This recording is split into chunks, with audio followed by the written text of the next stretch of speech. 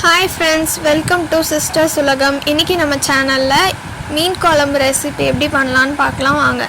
அதுக்கு ஃபர்ஸ்ட் தேவையான ingredients என்னென்னன்னு பார்த்தறலாம். அதுக்கு வந்து நமக்கு 4 மீடியம் சைஸ் வெங்காயம் வேணும். அப்புறம் வந்து 4 தக்காளி, ஒரு பூண்டு ஃபுல்லா வந்து உரிச்சு எடுத்து வச்சிருக்கேன். அது அப்புறம் 2 துண்டு இஞ்சி, ஒரு கொத்து கறிவேப்பிலை. இதெல்லாம் தான் வேணும். 2 துண்டு இஞ்சியை நீங்கள் சின்ன சின்னதாக சாப் பண்ணி எடுத்துக்கோங்க. இப்போ ஒரு பேன் வச்சுட்டு அது நல்லா ஹீட் ஆனோடனே அதில் கொஞ்சம் தேவையான அளவு நல்லெண்ணெய் ஆட் பண்ணிக்கோங்க. நல்லெண்ணெய் ஆட் பண்ணிவிட்டு நல்லா ஃபஸ்ட்டு ஆயில் ஹீட் ஆகட்டும். நல்லெண்ணெய் ஆட் பண்ணால் தான் மீன் குழம்புக்கு நல்லா டேஸ்ட்டாக இருக்கும். இதில் ஒரு ஸ்பூன் மிளகு, அப்புறம் ஒரு ஸ்பூன் சீரகம், அப்புறம் ஒரு ஸ்பூன் சோம்பு ஆட் பண்ணிக்கலாம். அதுக்கப்புறம் ஒரு கொத்து கறிவேப்பிலை, கொஞ்சம் அந்த சாப் பண்ணி வச்சுருக்க இஞ்சி, அப்புறம் பூண்டையும் ஆட் பண்ணிக்கலாம். நல்லா வதங்கட்டும். நம்ம வெட்டி வச்சுருந்த வெங்காயம் இல்லை கல்லுப்பு சேர்த்து நீங்கள் வந்துட்டு வதக்கி விட்டுக்கோங்க. அப்போ சீக்கிரம் நமக்கு வதங்கிடும். இப்போ தக்காளி ஆட் பண்ணிக்கலாம்.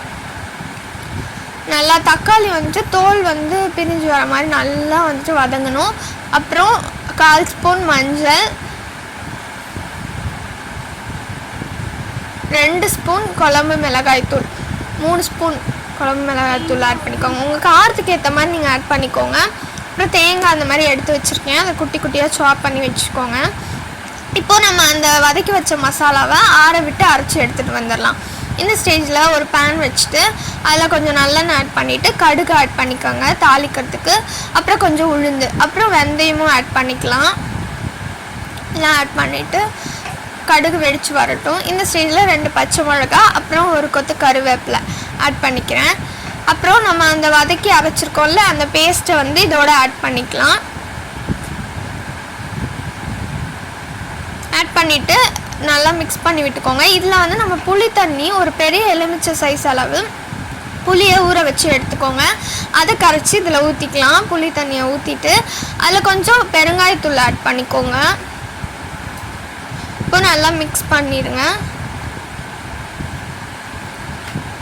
இதில் மாங்காய் வந்துட்டு நான் நறுக்கி எடுத்து வச்சுருக்கேன், அதை ஆட் பண்ணிக்கிறேன். உங்கள் மாங்காய் ரொம்ப புளிப்பாக இருந்ததுன்னா நீங்கள் வந்துட்டு அதுக்கேற்ற மாதிரி நீங்கள் புளி தண்ணியும் அட்ஜஸ்ட் பண்ணிக்கணும். நல்லா கொதிச்சிருச்சு குழம்பு. இந்த ஸ்டேஜில் நான் ஃபிஷ் ஆட் பண்ணிக்கிறேன். நீங்கள் ஃபிஷ் பார்த்தீங்கன்னா ஆட் பண்ணுறதுக்கு ஒரு 5 மினிட்ஸ் முன்னாடி தான் ஆட் பண்ணணும். ஏன்னா வந்து ரொம்ப கஞ்சியாகிடும். அது போட்டோன்னே நீங்கள் 2-3 மினிட்ஸ்லேயே வெந்துடும்.